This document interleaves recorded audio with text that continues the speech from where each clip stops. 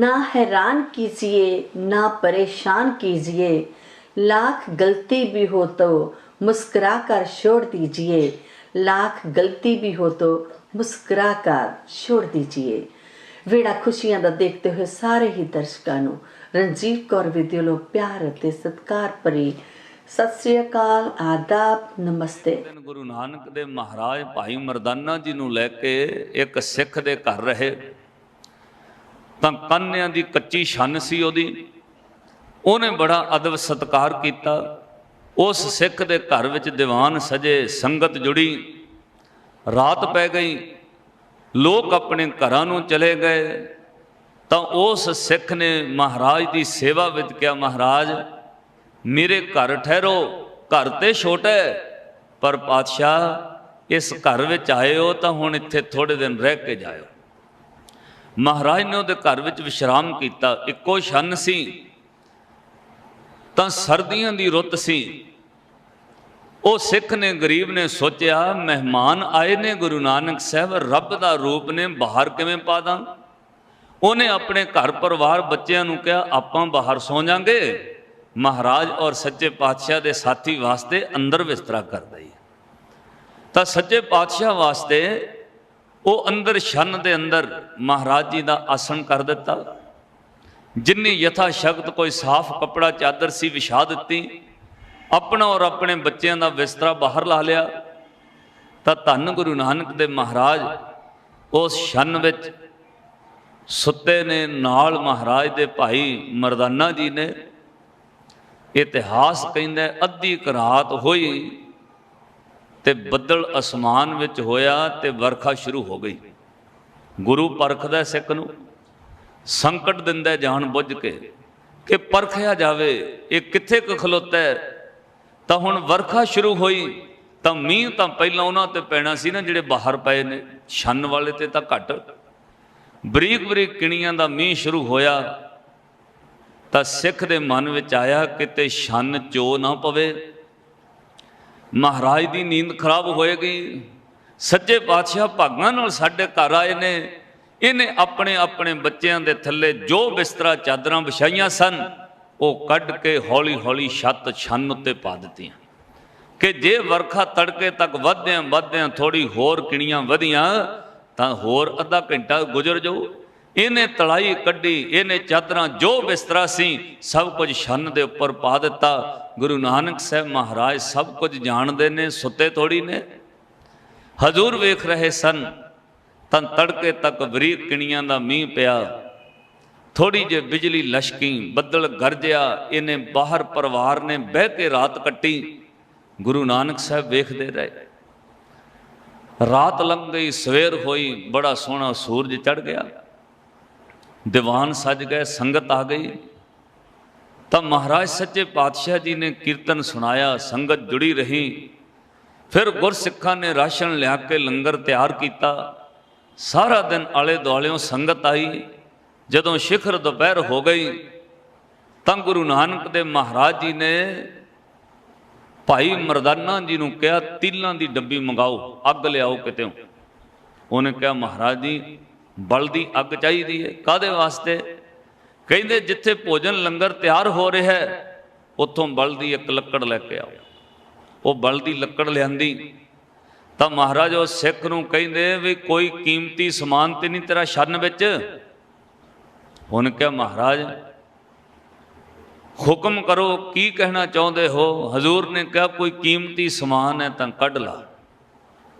ਜੇ ਕੋਈ ਕੀਮਤੀ ਸਮਾਨ ਹੈ ਤਾਂ ਕੱਢ ਲਾ, ਅੱਜ ਅਸੀਂ ਜਾਣਾ ਤੇ ਤੇਰੀ ਛੰਨ ਨੂੰ ਅੱਗ ਲਾ ਜਾਣੀ ਹੈ। ਹੁਣ ਲੋਕ ਹੈਰਾਨ ਨੇ ਤੇ ਕਈ ਕਹਿੰਦੇ ਨੇ ਹਾਂ ਰੱਖ ਗੁਰੂ ਨਾਨਕ ਸਾਹਿਬ ਨੂੰ ਘਰ ਵਿੱਚ, ਲੈ ਸਾਧੂਆਂ ਨੂੰ ਰੱਖਣ ਦਾ ਸਵਾਲ। ਇਹ ਹੁਣ ਤੇਰੀ ਛੰਨ ਨੂੰ ਅੱਗ ਲਾ ਕੇ ਜਾਣ। ਗਰੀਬ ਬੰਦਾ, ਗਰੀਬ ਦੀ ਛੰਨ ਨੂੰ ਅੱਗ ਕਾਹਦੇ ਵਾਸਤੇ? ਮਹਾਰਾਜ ਨੇ ਕਿਹਾ ਬਈ ਜੇ ਕੋਈ ਸਮਾਨ ਕੱਢਣਾ ਤੇ ਕੱਢ ਲਾ, ਤੇਰੀ ਛੰਨ ਨੂੰ ਅੱਗ ਲਾਉਣੀ ਹੈ, ਉਸ ਤੋਂ ਬਾਅਦ ਅਸੀਂ ਚਲੇ ਜਾਣਾ।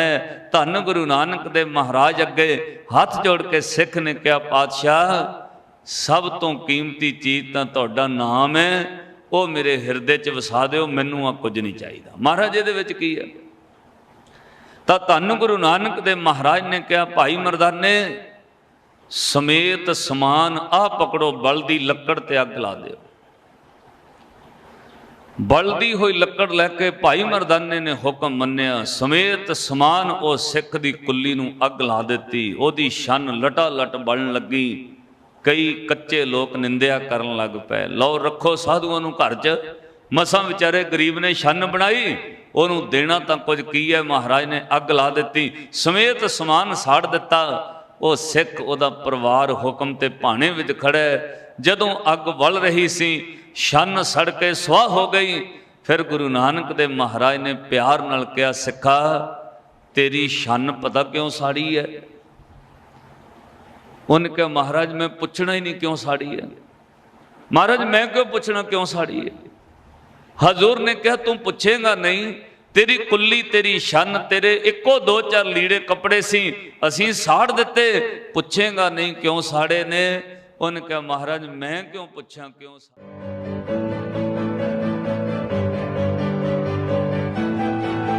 Karen thought she won a gift card, but we had a much bigger surprise for her.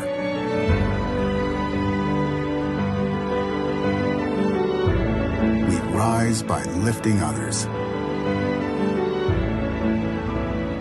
Basant Motors. ਆਪਣੇ ਘਰ ਜਾਂ ਦਫ਼ਤਰ ਨੂੰ ਕਿਸੇ ਵੀ ਕਿਸਮ ਦੇ ਆਰਟ ਵਰਕ ਜਾਂ ਵਾਲਪੇਪਰ ਨਾਲ ਸਜਾਉਣ ਲਈ ਤੇਜਪਾਲ ਸਿੰਘ ਮਾਨ ਨਾਲ ਸੰਪਰਕ ਕਰੋ। ਇਹਨਾਂ ਦੀ ਆਰਟ ਗੈਲਰੀ ਤੋਂ ਤੁਸੀਂ ਹਰ ਕਿਸਮ ਦੀ ਹੈਂਡ ਪੇਂਟਿੰਗ, ਰਿਲੀਜੀਅਸ ਜਾਂ modern painting, one of a kind original ਖਰੀਦ ਸਕਦੇ ਹੋ। ਇਹ ਪੋਰਟਰੇਟਸ ਵੀ ਬਣਾਉਂਦੇ ਹਨ। ਫੋਨ ਕਰੋ 7788852197। ਅੰਦਰ ਵਿਸਤਰਾ ਕਰਦਾ ਹੀ ਤਾਂ ਸੱਚੇ ਪਾਤਸ਼ਾਹ ਵਾਸਤੇ ਉਹ ਅੰਦਰ ਛੰਨ ਦੇ ਅੰਦਰ ਮਹਾਰਾਜ ਜੀ ਦਾ ਆਸਣ ਕਰ ਦਿੱਤਾ। ਜਿੰਨੀ ਯਥਾ ਸ਼ਕਤ ਕੋਈ ਸਾਫ਼ ਕੱਪੜਾ ਚਾਦਰ ਸੀ ਵਿਛਾ ਦਿੱਤੀ। ਆਪਣਾ ਔਰ ਆਪਣੇ ਬੱਚਿਆਂ ਦਾ ਬਿਸਤਰਾ ਬਾਹਰ ਲਾ ਲਿਆ। ਤਾਂ ਧੰਨ ਗੁਰੂ ਨਾਨਕ ਦੇ ਮਹਾਰਾਜ ਉਸ ਛੰਨ ਵਿੱਚ ਸੁੱਤੇ ਨੇ। ਨਾਲ ਮਹਾਰਾਜ ਦੇ ਭਾਈ ਮਰਦਾਨਾ ਜੀ ਨੇ। ਇਤਿਹਾਸ ਕਹਿੰਦਾ ਅੱਧੀ ਕੁ ਰਾਤ ਹੋਈ ਤੇ ਬੱਦਲ ਅਸਮਾਨ ਵਿੱਚ ਹੋਇਆ ਤੇ ਵਰਖਾ ਸ਼ੁਰੂ ਹੋ ਗਈ। ਗੁਰੂ ਪਰਖਦਾ ਸਿੱਖ ਨੂੰ, ਸੰਕਟ ਦਿੰਦਾ ਜਾਣ ਬੁੱਝ ਕੇ ਕਿ ਪਰਖਿਆ ਜਾਵੇ ਇਹ ਕਿੱਥੇ ਕੁ ਖਲੋਤਾ ਹੈ। ਤਾਂ ਹੁਣ ਵਰਖਾ ਸ਼ੁਰੂ ਹੋਈ ਤਾਂ ਮੀਂਹ ਤਾਂ ਪਹਿਲਾਂ ਉਹਨਾਂ ਤੇ ਪੈਣਾ ਸੀ ਨਾ ਜਿਹੜੇ ਬਾਹਰ ਪਏ ਨੇ, ਛੰਨ ਵਾਲੇ ਤੇ ਤਾਂ ਘੱਟ। ਬਰੀਕ ਬਰੀਕ ਕਿਣੀਆਂ ਦਾ ਮੀਂਹ ਸ਼ੁਰੂ ਹੋਇਆ ਤਾਂ ਸਿੱਖ ਦੇ ਮਨ ਵਿੱਚ ਆਇਆ ਕਿਤੇ ਛੰਨ ਚੋ ਨਾ ਪਵੇ। ਮਹਾਰਾਜ ਦੀ ਨੀਂਦ ਖਰਾਬ ਹੋਏਗੀ। ਸੱਚੇ ਪਾਤਸ਼ਾਹ ਭਾਗਾਂ ਨਾਲ ਸਾਡੇ ਘਰ ਆਏ ਨੇ। ਇਹਨੇ ਆਪਣੇ ਆਪਣੇ ਬੱਚਿਆਂ ਦੇ ਥੱਲੇ ਜੋ ਬਿਸਤਰਾ ਚਾਦਰਾਂ ਵਿਛਾਈਆਂ ਸਨ ਉਹ ਕੱਢ ਕੇ ਹੌਲੀ ਹੌਲੀ ਛੱਤ ਛੰਨ ਉੱਤੇ ਪਾ ਦਿੱਤੀਆਂ ਕਿ ਜੇ ਵਰਖਾ ਤੜਕੇ ਤੱਕ ਵਧਦਿਆਂ ਥੋੜੀ ਹੋਰ ਕਿਣੀਆਂ ਵਧੀਆਂ ਤਾਂ ਹੋਰ ਅੱਧਾ ਘੰਟਾ ਗੁਜ਼ਰ ਜਾਊ। ਇਹਨੇ ਤਲਾਈ ਕੱਢੀ, ਇਹਨੇ ਚਾਦਰਾਂ ਜੋ ਬਿਸਤਰਾ ਸੀ ਸਭ ਕੁਝ ਛੰਨ ਦੇ ਉੱਪਰ ਪਾ ਦਿੱਤਾ। ਗੁਰੂ ਨਾਨਕ ਸਾਹਿਬ ਮਹਾਰਾਜ ਸਭ ਕੁਝ ਜਾਣਦੇ ਨੇ, ਸੁੱਤੇ ਥੋੜੀ ਨੇ। ਹਜ਼ੂਰ ਵੇਖ ਰਹੇ ਸਨ ਤਾਂ ਤੜਕੇ ਤੱਕ ਬਰੀਕ ਕਿਣੀਆਂ ਦਾ ਮੀਂਹ ਪਿਆ। ਥੋੜੀ ਜਿਹੀ ਬਿਜਲੀ ਲਸ਼ਕੀ, ਬੱਦਲ ਗਰਜਿਆ। ਇਹਨੇ ਬਾਹਰ ਪਰਿਵਾਰ ਨੇ ਬਹਿ ਕੇ ਰਾਤ ਕੱਟੀ। ਗੁਰੂ ਨਾਨਕ ਸਾਹਿਬ ਵੇਖਦੇ ਰਹੇ। ਰਾਤ ਲੰਘ ਗਈ, ਸਵੇਰ ਹੋਈ, ਬੜਾ ਸੋਹਣਾ ਸੂਰਜ ਚੜ ਗਿਆ। ਦੀਵਾਨ ਸਜ ਗਏ, ਸੰਗਤ ਆ ਗਈ। ਤਾਂ ਮਹਾਰਾਜ ਸੱਚੇ ਪਾਤਸ਼ਾਹ ਜੀ ਨੇ ਕੀਰਤਨ ਸੁਣਾਇਆ, ਸੰਗਤ ਜੁੜੀ ਰਹੀ। ਫਿਰ ਗੁਰਸਿੱਖਾਂ ਨੇ ਰਾਸ਼ਨ ਲਿਆ ਕੇ ਲੰਗਰ ਤਿਆਰ ਕੀਤਾ। ਸਾਰਾ ਦਿਨ ਆਲੇ ਦੁਆਲਿਓਂ ਸੰਗਤ ਆਈ। ਜਦੋਂ ਸ਼ਿਖਰ ਦੁਪਹਿਰ ਹੋ ਗਈ ਤਾਂ ਗੁਰੂ ਨਾਨਕ ਦੇ ਮਹਾਰਾਜ ਜੀ ਨੇ ਭਾਈ ਮਰਦਾਨਾ ਜੀ ਨੂੰ ਕਿਹਾ, ਤੀਲਾਂ ਦੀ ਡੱਬੀ ਮੰਗਾਓ, ਅੱਗ ਲਿਆਓ ਕਿਤੇੋਂ। ਉਹਨੇ ਕਿਹਾ, ਮਹਾਰਾਜ ਜੀ ਬਲਦੀ ਅੱਗ ਚਾਹੀਦੀ ਹੈ। ਕਾਹਦੇ ਵਾਸਤੇ? ਕਹਿੰਦੇ ਜਿੱਥੇ ਭੋਜਨ ਲੰਗਰ ਤਿਆਰ ਹੋ ਰਿਹਾ ਹੈ ਉੱਥੋਂ ਬਲਦੀ ਇੱਕ ਲੱਕੜ ਲੈ ਕੇ ਆਓ। ਉਹ ਬਲਦੀ ਲੱਕੜ ਲਿਆਂਦੀ ਤਾਂ ਮਹਾਰਾਜ ਉਹ ਸਿੱਖ ਨੂੰ ਕਹਿੰਦੇ ਵੀ ਕੋਈ ਕੀਮਤੀ ਸਮਾਨ ਤੇ ਨਹੀਂ ਤੇਰਾ ਛੰਨ ਵਿੱਚ? ਉਹਨੇ ਕਿਹਾ, ਮਹਾਰਾਜ ਹੁਕਮ ਕਰੋ, ਕੀ ਕਹਿਣਾ ਚਾਹੁੰਦੇ ਹੋ? ਹਜ਼ੂਰ ਨੇ ਕਿਹਾ, ਕੋਈ ਕੀਮਤੀ ਸਮਾਨ ਹੈ ਤਾਂ ਕੱਢ ਲਾ। ਜੇ ਕੋਈ ਕੀਮਤੀ ਸਮਾਨ ਹੈ ਤਾਂ ਕੱਢ ਲਾ। ਅੱਜ ਅਸੀਂ ਜਾਣਾ ਤੇ ਤੇਰੀ ਛੰਨ ਨੂੰ ਅੱਗ ਲਾ ਜਾਣੀ ਹੈ। ਹੁਣ ਲੋਕ ਹੈਰਾਨ ਨੇ ਤੇ ਕਈ ਕਹਿੰਦੇ ਨੇ ਹਾਂ ਰੱਖ ਗੁਰੂ ਨਾਨਕ ਸਾਹਿਬ ਨੂੰ ਘਰ ਵਿੱਚ, ਲੈ ਸਾਧੂਆਂ ਨੂੰ ਰੱਖਣ ਦਾ ਸਵਾਦ। ਇਹ ਹੁਣ ਤੇਰੀ ਸ਼ਨ ਨੂੰ ਅੱਗ ਲਾ ਕੇ ਜਾਣ। ਗਰੀਬ ਬੰਦਾ ਹੈ, ਗਰੀਬ ਦੀ ਸ਼ਨ ਨੂੰ ਅੱਗ ਕਾਹਦੇ ਵਾਸਤੇ? ਮਹਾਰਾਜ ਨੇ ਕਿਹਾ ਬਈ ਜੇ ਕੋਈ ਸਮਾਨ ਕੱਢਣਾ ਤੇ ਕੱਢ ਲਾ, ਤੇਰੀ ਸ਼ਨ ਨੂੰ ਅੱਗ ਲਾਉਣੀ ਹੈ, ਉਸ ਤੋਂ ਬਾਅਦ ਅਸੀਂ ਚਲੇ ਜਾਣਾ ਹੈ। ਧੰਨ ਗੁਰੂ ਨਾਨਕ ਦੇ ਮਹਾਰਾਜ ਅੱਗੇ ਹੱਥ ਜੋੜ ਕੇ ਸਿੱਖ ਨੇ ਕਿਹਾ, ਪਾਤਸ਼ਾਹ ਸਭ ਤੋਂ ਕੀਮਤੀ ਚੀਜ਼ ਤਾਂ ਤੁਹਾਡਾ ਨਾਮ ਹੈ, ਉਹ ਮੇਰੇ ਹਿਰਦੇ 'ਚ ਵਸਾ ਦਿਓ, ਮੈਨੂੰ ਆ ਕੁਝ ਨਹੀਂ ਚਾਹੀਦਾ। ਮਹਾਰਾਜ ਇਹਦੇ ਵਿੱਚ ਕੀ ਹੈ? ਤਾਂ ਧੰਨ ਗੁਰੂ ਨਾਨਕ ਦੇ ਮਹਾਰਾਜ ਨੇ ਕਿਹਾ, ਭਾਈ ਮਰਦਾਨੇ ਸਮੇਤ ਸਮਾਨ ਆਹ ਪਕੜੋ, ਬਲ ਦੀ ਲੱਕੜ ਤੇ ਅੱਗ ਲਾ ਦਿਓ। ਬਲਦੀ ਹੋਈ ਲੱਕੜ ਲੈ ਕੇ ਭਾਈ ਮਰਦਾਨੇ ਨੇ ਹੁਕਮ ਮੰਨਿਆ, ਸਮੇਤ ਸਮਾਨ ਉਹ ਸਿੱਖ ਦੀ ਕੁੱਲੀ ਨੂੰ ਅੱਗ ਲਾ ਦਿੱਤੀ। ਉਹਦੀ ਸ਼ਨ ਲਟਾ ਲਟ ਬਲਣ ਲੱਗੀ। ਕਈ ਕੱਚੇ ਲੋਕ ਨਿੰਦਿਆ ਕਰਨ ਲੱਗ ਪਏ, ਲਓ ਰੱਖੋ ਸਾਧੂਆਂ ਨੂੰ ਘਰ 'ਚ, ਮਸਾਂ ਵਿਚਾਰੇ ਗਰੀਬ ਨੇ ਸ਼ਨ ਬਣਾਈ, ਉਹਨੂੰ ਦੇਣਾ ਤਾਂ ਕੁਝ ਕੀ ਹੈ। ਮਹਾਰਾਜ ਨੇ ਅੱਗ ਲਾ ਦਿੱਤੀ, ਸਮੇਤ ਸਮਾਨ ਸਾੜ ਦਿੱਤਾ। ਉਹ ਸਿੱਖ ਉਹਦਾ ਪਰਿਵਾਰ ਹੁਕਮ ਤੇ ਭਾਣੇ ਵਿੱਚ ਖੜਾ। ਜਦੋਂ ਅੱਗ ਬਲ ਰਹੀ ਸੀ, ਸ਼ਨ ਸੜ ਕੇ ਸੁਆਹ ਹੋ ਗਈ। ਫਿਰ ਗੁਰੂ ਨਾਨਕ ਦੇ ਮਹਾਰਾਜ ਨੇ ਪਿਆਰ ਨਾਲ ਕਿਹਾ, ਸਿੱਖਾ ਤੇਰੀ ਸ਼ਨ ਪਤਾ ਕਿਉਂ ਸਾੜੀ ਹੈ? ਉਹਨੇ ਕਿਹਾ, ਮਹਾਰਾਜ ਮੈਂ ਪੁੱਛਣਾ ਹੀ ਨਹੀਂ ਕਿਉਂ ਸਾੜੀ ਹੈ। ਮਹਾਰਾਜ ਮੈਂ ਕਿਉਂ ਪੁੱਛਣਾ ਕਿਉਂ ਸਾੜੀ ਹੈ? ਹਜ਼ੂਰ ਨੇ ਕਿਹਾ, ਤੂੰ ਪੁੱਛੇਗਾ ਨਹੀਂ, ਤੇਰੀ ਕੁੱਲੀ ਤੇਰੀ ਸ਼ਨ, ਤੇਰੇ ਇੱਕੋ ਦੋ ਚਾਰ ਲੀੜੇ ਕੱਪੜੇ ਸੀ, ਅਸੀਂ ਸਾੜ ਦਿੱਤੇ, ਪੁੱਛੇਗਾ ਨਹੀਂ ਕਿਉਂ ਸਾੜੇ ਨੇ? ਉਹਨੇ ਕਿਹਾ, ਮਹਾਰਾਜ ਮੈਂ ਕਿਉਂ ਪੁੱਛਾਂ ਕਿਉਂ ਸਾੜੇ ਨੇ? ਜੇ ਤੁਹਾਨੂੰ ਚੰਗਾ ਲੱਗਦਾ ਤੁਸੀਂ ਅੱਗ ਲਾ ਦਿੱਤੀ। ਮਹਾਰਾਜ ਮੈਂ ਕੁਝ ਨਹੀਂ ਪੁੱਛਾਂਗਾ। ਇਹਨੂੰ ਸਿੱਖੀ ਕਹਿੰਦੇ ਨੇ ਜੀ, ਗੁਰੂ ਤੋਂ ਨਾ ਪੁੱਛਣਾ ਮੇਰੇ ਨਾਲ ਇਹ ਕਿਉਂ ਹੋਇਆ। ਆਪਾਂ ਕਈ ਵਾਰ ਪੁੱਛਣ ਲੱਗ ਜਾਂਦੇ, ਸਾਡੇ ਨਾਲ ਹੀ ਐ ਕਿਉਂ ਕਰ ਰਹੇ ਹੋ? ਤਾਂ ਗੁਰੂ ਨਾਨਕ ਦੇ ਮਹਾਰਾਜ ਨੇ ਕਿਹਾ, ਪੁੱਛੇਗਾ ਨਹੀਂ ਕਿਉਂ ਅੱਗ ਲਾਈ ਹੈ? ਤੇਰੀ ਸ਼ਨ ਕੱਪੜੇ ਲੀੜੇ ਸਾੜ ਦਿੱਤੇ, ਤੂੰ ਪੁੱਛੇਗਾ ਨਹੀਂ ਕਿਉਂ? ਉਹਨੇ ਕਿਹਾ, ਮਹਾਰਾਜ ਮੈਂ ਨਹੀਂ ਉਹ ਪੁੱਛਣਾ। ਹਜ਼ੂਰ ਨੇ ਕਿਹਾ, ਫਿਰ ਸੁਣ, ਤੇਰੀ ਕੁੱਲੀ ਨੂੰ ਤਾਂ ਅੱਗ ਲਾਈ ਹੈ, ਸ਼ਨ ਤੇਰੀ ਤਾਂ ਸਾੜ ਦਿੱਤੀ ਹੈ। ਅਸੀਂ ਸਾਰੀ ਰਾਤ ਵਿਚਾਰ ਕਰਦੇ ਰਹੇ, ਸਿੱਖ ਦਾ ਦਿਲ ਬਹੁਤ ਵੱਡਾ ਹੈ ਪਰ ਘਰ ਬੜਾ ਛੋਟਾ ਹੈ। ਲੈ ਸਿੱਖਾ ਅੱਗ ਲਾ ਕੇ ਸਾੜ ਦਿੱਤਾ, ਹੁਣ ਮਹਿਲ ਬਣਨਗੇ। ਗੁਰੂ ਕਈ ਵਾਰ ਕੁੱਲੀਆਂ ਸਾੜ ਦਿੰਦਾ ਤੇ ਮਹੱਲ ਬਣਾਉਂਦਾ ਹੈ। ਗੁਰੂ ਕਈ ਵਾਰ ਥੋੜਾ ਜਿਹਾ ਦੁੱਖ ਦਿੰਦਾ, ਉਸ ਤੋਂ ਬਾਅਦ ਕਨੇਰੇ ਸੁੱਖ ਨਾਲ ਘਰ ਭਰ ਦਿੰਦਾ ਹੈ। ਗੁਰੂ ਕਈ ਵਾਰ ਛੋਟਾ ਜਿਹਾ ਘਾਟਾ ਪਾਉਂਦਾ, ਉਸ ਤੋਂ ਬਾਅਦ ਕਰੋੜਾਂ ਦਾ ਮੁਨਾਫਾ ਦੇ ਦਿੰਦਾ। ਇਹ ਗੁਰੂ ਦੀ ਆਪਣੀ ਕਲਾ ਹੈ। ਪਰ ਸਿੱਖ ਕਦੇ ਨਾਰਾਜ਼ ਤੇ ਇਤਰਾਜ਼ ਨਾ ਕਰੇ। ਅੱਜ ਮੇਰੇ ਸਤਿਗੁਰੂ ਜੀ ਦੀ ਮਹਿਮਾ ਵਿੱਚ ਰਾਏ ਬੁਲਾਰ ਕਹਿੰਦਾ, ਮੈਂ ਤਾਂ ਕਾਲੂ ਤੈਨੂੰ ਨਹੀਂ ਪਤਾ, ਇਹ ਸੰਪਤੀ ਰਾਜ ਵਡਿਆਈ ਸੋਭਾ ਮੇਰੀ ਨਹੀਂ, ਸਭ ਕੁਝ ਤੇਰੇ ਨਾਨਕ ਦੀ ਬਖਸ਼ੀ ਹੋਈ ਹੈ। ਬਾਰ ਸ਼ਰਧਾ ਔਰ ਧਾਰ ਪਰਮ ਪ੍ਰੇਮ ਉਪਜਾਵਈ। ਕਹਿੰਦੇ, ਹੇ ਮਹਿਤਾ ਕਲਿਆਣ ਦਾਸ, ਆਪਣੇ ਹਿਰਦੇ ਵਿੱਚ ਸ਼ਰਧਾ ਧਾਰਨ ਕਰ, ਆਪਣੇ ਹਿਰਦੇ ਵਿੱਚ ਵਿਸ਼ਵਾਸ ਬਣਾ। ਮੈਨੂੰ ਦੁੱਖ ਹੁੰਦਾ, ਨਾਨਕ ਤੇਰਾ ਪੁੱਤਰ ਹੈ ਪਰ ਤੈਨੂੰ ਸਾਰ ਨਹੀਂ ਹੈ। ਅਮਰਦਾਸ ਸ੍ਰੀ ਗੁਰ ਸੁਖਦ ਸਤ ਸਰੂਪ ਅਨੂਪ। ਅਮਰਦਾਸ ਸ੍ਰੀ ਗੁਰ ਸੁਖਦ ਸਤ ਸਰੂਪ ਅਨੂਪ। ਸਿੱਖਨ ਕੇ ਮਨ ਗਿਆਨ ਦਾ ਗਤ ਉਦਾਰ ਵੱਡ ਭੂਪ। ਭਾਈ ਸੰਤੋਖ ਸਿੰਘ ਲਿਖਦੇ, ਇਹ ਗੁਰੂ ਨਾਨਕ ਸਾਹਿਬ ਦਾ ਘਰ ਹੈ। ਜਿਹਦੀ ਜਿਹਦੀ ਸ਼ਰਧਾ ਬਣਦੀ ਹੈ, ਭਾਵੇਂ ਉਹ ਭੂਪ ਮੀਨੰਗ ਰਾਜਾ ਹੋਵੇ ਤੇ ਭਾਵੇਂ ਕੰਗਾਲ ਹੋਵੇ, ਗੁਰੂ ਨਾਨਕ ਸਭ ਨੂੰ ਬਖਸ਼ ਦਿੰਦੇ ਨੇ ਔਰ ਸਾਰਿਆਂ ਦੀਆਂ ਝੋਲੀਆਂ ਸੁੱਖ ਖੁਸ਼ੀਆਂ ਨਾਲ ਭਰਦੇ ਨੇ। ਜੇ ਤੁਸੀਂ ਕਿਸੇ ਵੀ ਤਰ੍ਹਾਂ ਦੇ ਫਾਰਮਸ ਜਾਂ ਐਪਲੀਕੇਸ਼ਨ ਭਰਵਾਉਣਾ ਚਾਹੁੰਦੇ ਹੋ, ਜਿਵੇਂ ਕਿ ਸਟੱਡੀ ਪਰਮਿਟ ਦੀ ਐਕਸਟੈਂਸ਼ਨ, ਵਿਜ਼ਿਟਰ ਵੀਜ਼ਾ ਦੀ extension, work permit, open work permit, spousal work permit, MSP, PA ਜਾਂ ਤੁਸੀਂ ਟ੍ਰਾਂਸਲੇਟਰ ਦੀਆਂ ਸੇਵਾਵਾਂ ਲੈਣਾ ਚਾਹੁੰਦੇ ਹੋ, ਤਾਂ ਤੁਸੀਂ ਪ੍ਰੋਫੈਸ਼ਨਲ ਸੇਵਾਵਾਂ ਲੈਣ ਲਈ ਇਹਨਾਂ ਨੰਬਰਾਂ ਤੇ ਕਾਲ ਕਰ ਸਕਦੇ ਹੋ। 604-446-0340 ਜਾਂ 7787883700। Waited for this moment my entire life. ਕਹਿਣ ਨੂੰ ਤਾਂ ਬਹੁਤ ਕੁਝ ਹੈ, but words can't express my joy. It's more than a card to me. Thanks to Basant Motors for introducing us.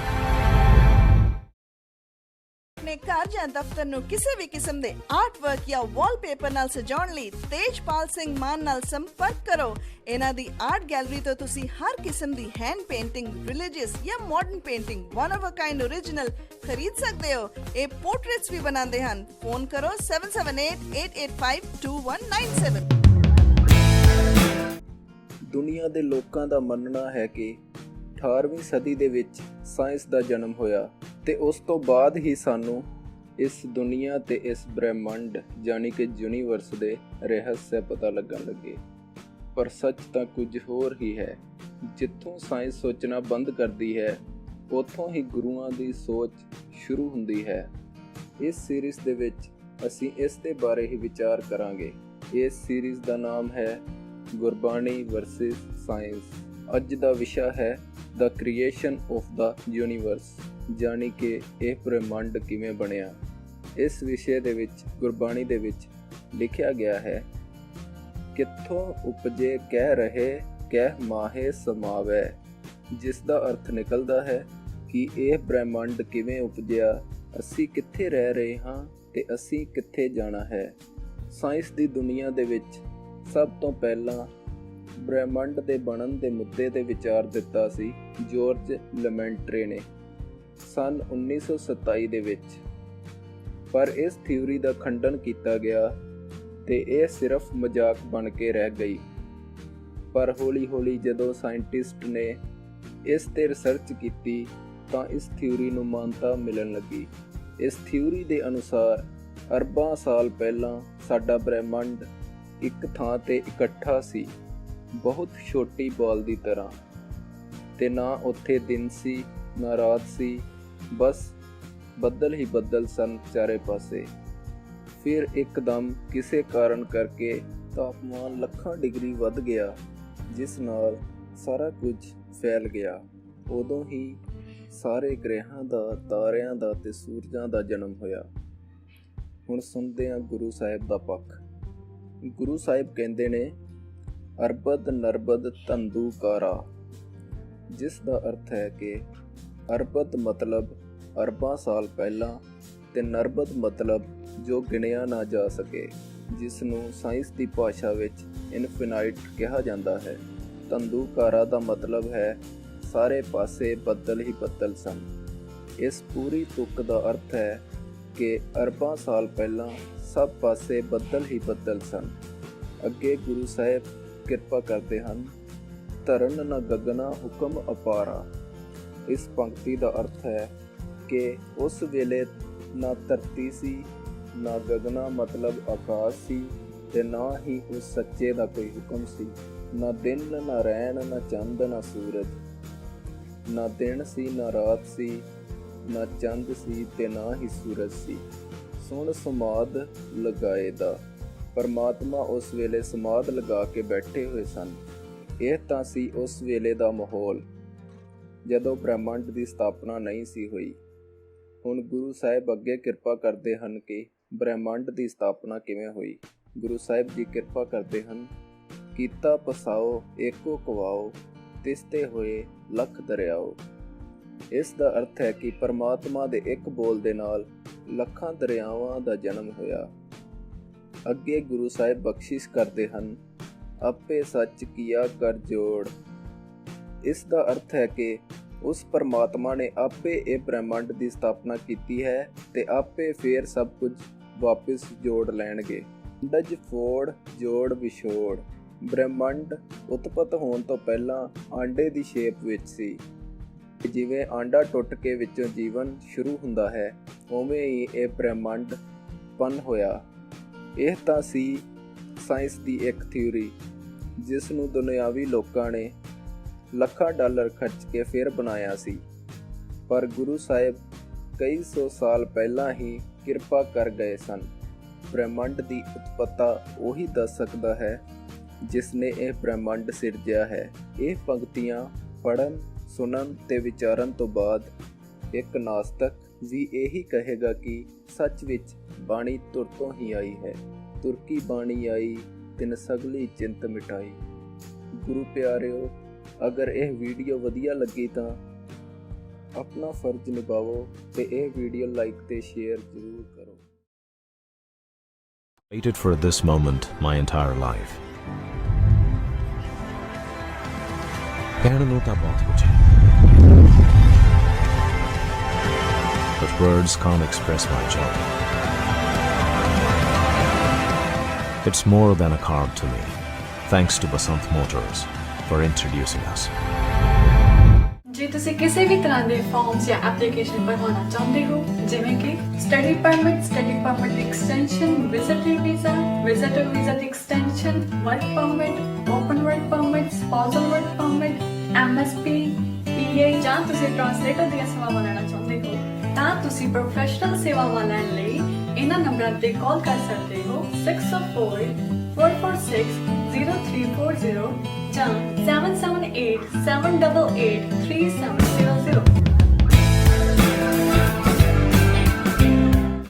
ਆਪਣੇ ਘਰ ਜਾਂ ਦਫ਼ਤਰ ਨੂੰ ਕਿਸੇ ਵੀ ਕਿਸਮ ਦੇ ਆਰਟ ਵਰਕ ਜਾਂ ਵਾਲਪੇਪਰ ਨਾਲ ਸਜਾਉਣ ਲਈ ਤੇਜਪਾਲ ਸਿੰਘ ਮਾਨ ਨਾਲ ਸੰਪਰਕ ਕਰੋ।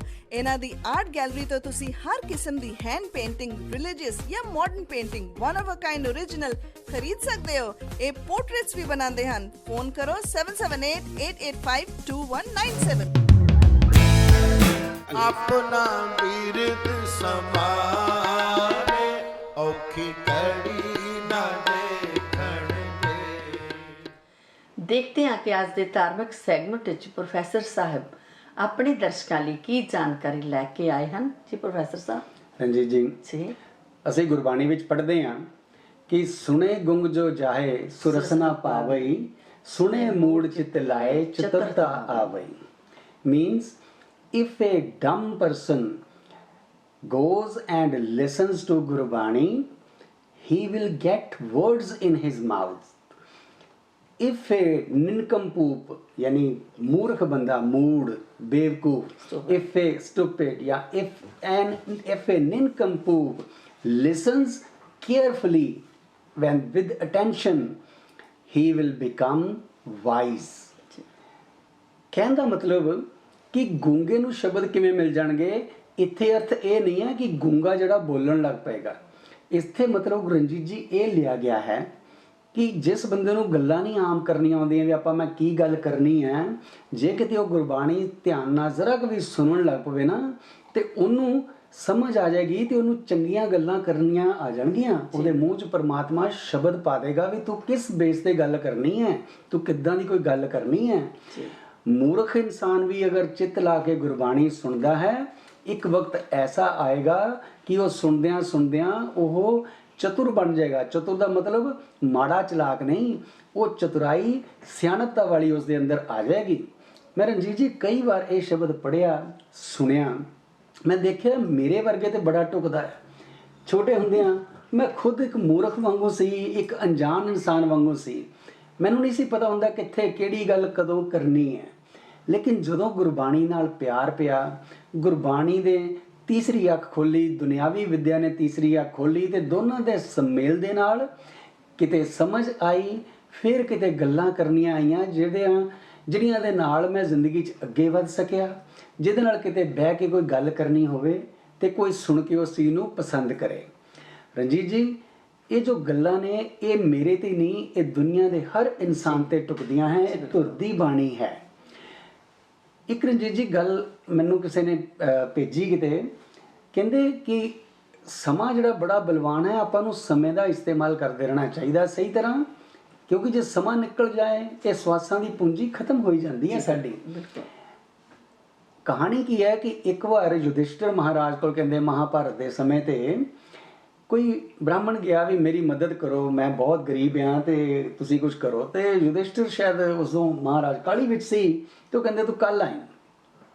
ਤੇ ਉਹ ਚਲੇ ਗਏ ਤੇ ਭੀਮ ਨੇ ਜੀ ਸ਼ਹਿਰ ਵਿੱਚ ਰੌਲਾ ਪਵਾਤਾ ਕਿ ਮਹਾਰਾਜ ਯੁਧਿਸ਼ਟਰ ਨੇ ਕਾਲ ਨੂੰ ਜਿੱਤ ਲਿਆ ਹੈ। ਰੌਲਾ ਪੈ ਗਿਆ ਜੀ ਅਚਾਨਕ ਹੀ ਸ਼ਾਮ ਤੱਕ, ਤੇ ਗੱਲਾਂ ਪਹੁੰਚ ਗਈਆਂ। ਅਗਲੇ ਦਿਨ ਸਵੇਰ ਨੂੰ ਯੁਧਿਸ਼ਟਰ ਮਹਾਰਾਜ ਨੇ ਭੀਮ ਨੂੰ ਸੱਦਿਆ, ਹਲੇ ਰਾਤ ਨੂੰ ਸ਼ਾਮ ਨੂੰ ਭੀਮ ਨੂੰ ਸੱਦਿਆ ਵੀ ਆਹ ਕੀ ਮੈਂ ਰੌਲਾ ਸੁਣ ਰਿਹਾ ਇੱਕਦਮ ਆ ਰਿਹਾ। ਕਹਿੰਦਾ ਮਹਾਰਾਜ ਕਿ ਤੁਸੀਂ ਤਾਂ ਦੇਖੋ ਕਾਲ ਨੂੰ ਆਪਣੇ ਵਸ ਵਿੱਚ ਕਰ ਲਿਆ, ਤੁਹਾਨੂੰ ਇਹ ਪੱਕਾ ਪਤਾ ਆ ਕਿ ਕੱਲ ਨੂੰ ਵੀ ਤੁਹਾਡੇ ਸਵਾਸ ਚੱਲਣੇ ਆ, ਕੱਲ ਨੂੰ ਵੀ ਤੁਹਾਡੀ ਜਿਹੜੀ ਹੈ ਇੰਨੀ ਹੀ ਸੱਤਾ ਰਹਿਣੀ ਹੈ, ਪਾਵਰ ਰਹਿਣੀ ਹੈ। ਤੁਸੀਂ ਉਸ ਬ੍ਰਾਹਮਣ ਨੂੰ ਕੱਲ ਵੀ ਇੰਨੀ ਮਦਦ ਕਰ ਸਕਦੇ ਹੋ ਜੋ ਅੱਜ ਤੁਹਾਡੇ ਪਾਵਰ ਵਿੱਚ ਹੈ, ਤੇ ਤੁਸੀਂ ਤਾਂ ਕਾਲ ਵਸ ਵਿੱਚ ਕਰ ਲਿਆ। ਯੁਧਿਸ਼ਠਿਰ ਨੇ ਸੋਚਿਆ ਕਿ ਬੜੀ ਸਿਆਣਪਤਾ ਦੇ ਨਾਲ ਮੈਨੂੰ ਭੀਮ ਨੇ ਗੱਲ ਸਮਝਾਈ ਹੈ। ਉਹਨੇ ਭੀਮ ਆਪਣੇ ਛੋਟੇ ਭਰਾ ਨੂੰ ਗਲੇ ਲਗਾਇਆ ਔਰ ਬ੍ਰਾਹਮਣ ਨੂੰ ਉਸੇ ਵਕਤ ਬੁਲਾ ਕੇ ਜੋ ਉਹਦੀ ਬਣਦੀ ਮਦਦ ਉਹ ਕਰ ਸਕਦੇ ਸਨ ਉਹ ਕੀਤੀ। ਕਹਿਣ ਦਾ ਮਤਲਬ ਹੈ ਕਿ ਵਕਤ ਅਸੀਂ ਆਪਣੇ ਹੱਥੋਂ ਨਾ ਗਵਾਈਏ।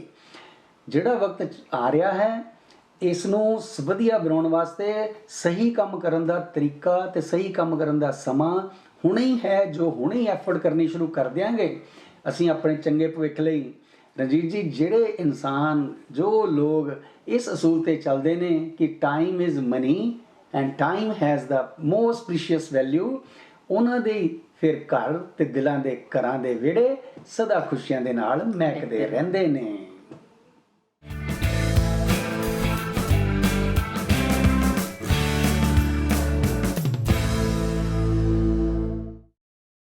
वालों को हिंदू और मुसलमान नजर आता है, मैं तो अंधा हूँ भाई, मुझे तो हर शख्स में इंसान नजर आता है। ਜੇ ਤੁਸੀਂ ਕਿਸੇ ਵੀ ਤਰ੍ਹਾਂ ਦੇ ਫਾਰਮਸ ਜਾਂ ਐਪਲੀਕੇਸ਼ਨ ਭਰਵਾਉਣਾ ਚਾਹੁੰਦੇ ਹੋ, ਜਿਵੇਂ ਕਿ ਸਟੱਡੀ ਪਰਮਿਟ ਦੀ ਐਕਸਟੈਂਸ਼ਨ, ਵਿਜ਼ਿਟਰ ਵੀਜ਼ਾ ਦੀ extension, work permit, open work permit, spousal work permit, MSP, PA ਜਾਂ ਤੁਸੀਂ ਟ੍ਰਾਂਸਲੇਟਰ ਦੀਆਂ ਸੇਵਾਵਾਂ ਲੈਣਾ ਚਾਹੁੰਦੇ ਹੋ, ਤਾਂ ਤੁਸੀਂ ਪ੍ਰੋਫੈਸ਼ਨਲ ਸੇਵਾਵਾਂ ਲੈਣ ਲਈ ਇਹਨਾਂ ਨੰਬਰਾਂ ਤੇ ਕਾਲ ਕਰ ਸਕਦੇ ਹੋ 604-446-0340 ਜਾਂ 7787883700। Waited for this moment my entire life. ਕਹਿਣ ਨੂੰ ਤਾਂ ਬਹੁਤ ਕੁਝ ਹੈ, but words can't express my joy. It's more than a card to me. Thanks to Basant Motors for introducing us. ਆਪਣੇ ਘਰ ਜਾਂ ਦਫ਼ਤਰ ਨੂੰ ਕਿਸੇ ਵੀ ਕਿਸਮ ਦੇ ਆਰਟ ਵਰਕ ਜਾਂ ਵਾਲਪੇਪਰ ਨਾਲ ਸਜਾਉਣ ਲਈ ਤੇਜਪਾਲ ਸਿੰਘ ਮਾਨ ਨਾਲ ਸੰਪਰਕ ਕਰੋ। ਇਹਨਾਂ ਦੀ ਆਰਟ ਗੈਲਰੀ ਤੋਂ ਤੁਸੀਂ ਹਰ ਕਿਸਮ ਦੀ ਹੈਂਡ ਪੇਂਟਿੰਗ, ਰਿਲੀਜੀਅਸ ਜਾਂ modern painting, one of a kind original ਖਰੀਦ ਸਕਦੇ ਹੋ। ਇਹ ਪੋਰਟਰੇਟਸ ਵੀ ਬਣਾਉਂਦੇ ਹਨ। ਫੋਨ ਕਰੋ 7788852197। कड़वा है मीठा है शिकायत मत कीजिए, जिंदगी एक समझौता है घूंट घूंट पीजिए। उम्मीद करते हैं कि पहले प्रोग्रामां की तरह तुहानू इस हफ्ते का प्रोग्राम भी पसंद आया होगा। अपनी फीडबैक देंदे रहना। हुण मिलदे हां जी अगले हफ्ते एक नवा प्रोग्राम लैके। तद तक तुहाडा ते साडा रब रखा।